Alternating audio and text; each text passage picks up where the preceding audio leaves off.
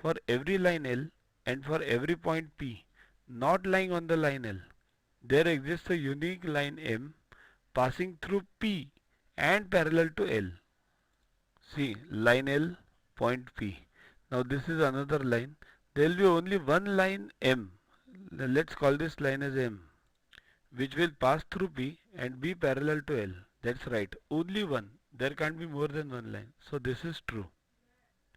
For two distinct points A and B, there exists a third point C lying on a line AB which is in between A and B.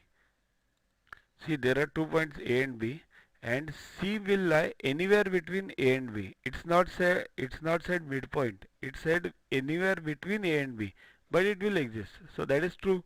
There C can exist over here, can here. There can be many C's.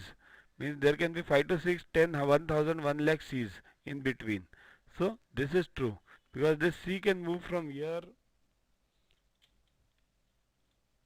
to here or anywhere. A figure formed by line segments is called as rectilinear figure. This is true. We have just seen this in video number 41.